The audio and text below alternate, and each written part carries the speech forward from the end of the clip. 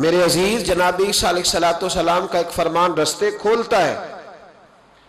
آپ فرمایا کرتے تھے دنیا کی دولت کو اپنا آقا نہ بنانا، ورنہ یہ تمہیں گمراہ کر کے غلام بنا لے گی۔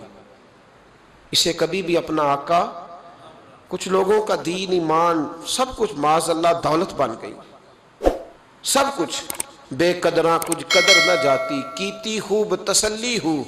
ایک درویش نے شکوہ کیا، کہتا میں دین بتاتا رہا پر لوگوں نے میری قدر نہ کی، میرے ساتھ کھڑے دنیا دار کی قدر کی۔ بے قدراں کچھ قدر نہ جاتی، کیتی خوب تسلی ہو۔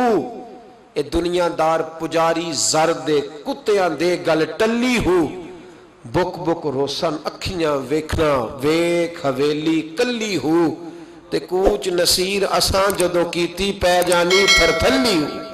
ساری زندگی دولت کے پیچھے ہی بھاگتے رہے، تھکا دیا اس نے۔ انسان کا نفس چھوٹے بچے کی طرح ہے، اس کی ایک خواہش پوری کرو تو یہ دوسری مانگتا ہے، دوسری پوری کرو تو تیسری پوری کرو تو چوتھی۔ میں ابھی تھا کچھ دن پہلے پنجاب کا جو صحرائی علاقہ ہے، وہاں سے میں گزر رہا تھا تو میں نے جھونپڑیاں دیکھی۔ بچے کونے میں چلے گئے تو میں نے 2-4 اونٹ چرانے والے لوگوں کے پاس جا کے ان سے پوچھا کہ کیا حال ہے؟ کہنے لگے الحمدللہ۔ انہوں نے اس طرح کے کپڑے پہنے تھے جس طرح ہم کام پہ بھی کپڑے کام والے بھی نہیں پہنتے۔ ویسے دکھی ہیں سارے لوگ ہی، سارے پریشان ہیں، پیسے کوئی نہیں، لیکن وہ کپڑے ڈیوٹی پہ بھی جاتے وقت لوگ نہیں پہنتے جو ان بیچاروں نے پہنے تھے۔ تو میں نے ان سے پوچھا کہ صاحبو آپ کہاں رہتے ہیں؟ تو کہنے لگے یہ صحرا کے اس پار وہ سامنے جو جھونپڑیاں نظر آ رہی ہیں وہ ہمارے ہی گھر ہیں۔ تو میں نے کہا آپ کرتے کیا ہیں؟ کہنے لگے اونٹ چراتے ہیں۔ تو میں نے کہا کس طرح کے حالات ہیں؟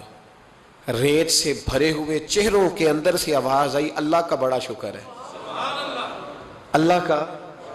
مجھے یوں لگ رہا تھا دنیا کے سب سے امیر لوگ یہ ہیں، یہ سب سے امیر لوگ ہیں، یہ خوشحال ترین طبقہ ہے جو اپنے پونے سے پہلے ریت جاڑتے ہیں، پھر روٹی نکال کے کھاتے ہیں، اور ہر وہ خشک اچار کے ساتھ جب وہ روٹی گلے میں ڈالتے ہیں تو ہر لقمے پہ بسم اللہ پڑھتے ہیں، اور وہ پانی پی کے تو 7 دفعہ کہتے ہیں یا اللہ تیرا، یا اللہ تیرا شکر ہے۔ تو جو کسی کی دعوت اڑانے جاتا ہے، ناراض نہ ہونا میں کھانے کا لفظ نہیں ادا کیا، جو کسی کی دعوت وہ آگے کہتا ہے میں دعوت اڑا کے آیا ہوں، وہ اس طرح اڑا کے آتا ہے کہ وہ اس نے جب کھانے سالن ڈالا ہے نا پلیٹ میں تو آخری کھانا سمجھ کے ڈالا ہے، اور اتنا ڈال لیا ہے کہ شاید 3 بندے بھی اور آ جائیں تو ختم نہ کر سکے، اور اس نے وہ کھایا ہے، اور کھا کر کے اس نے اس کو کھایا کم ہے، اور چونکہ اس نے کہا تھا میں اڑا کے آیا ہوں، اڑایا زیادہ ہے۔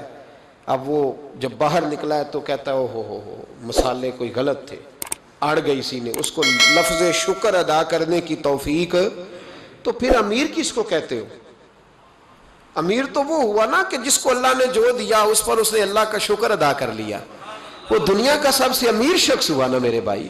تو یاد رکھیں یہ جو لالچ کی زندگی ہے، ہرس ہوس طمع، اس نے تو تباہی کر دی، تو مسائل اتنے زیادہ بنا دیے۔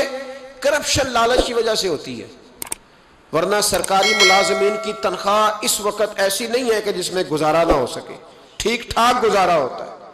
اسمبلی کے ممبران کے پاس اتنے الاؤنسز ہیں کہ آپ سوچ نہیں سکتے۔ آپ کے ملک کا جو سابقہ وزیر اعظم ہوتا ہے اس کے پاس اتنی سہولیات ہوتی ہیں کہ شاید 50-30 لوگوں کی سرپرستی کر کے ان کو پال سکتا ہے، اس کے باوجود کرپشن ہے۔ بھوک کی وجہ سے نہیں ہے، لالچ کی وجہ سے۔ سود کا بازار کیوں گرم ہے؟ بھوک کی وجہ سے، لالچ کی وجہ سے۔ وہ جس آدمی نے سود پر پیسے دیے مالدار تھا نا، تبھی سود پر دیے، تو کس لیے دیے اس نے؟ لالچ ہے۔ اس ملک میں معاذ اللہ تعالیٰ جو جسم فروشی تک کے دھندے ہیں وہ کس لیے ہیں؟ لالچ کی وجہ سے۔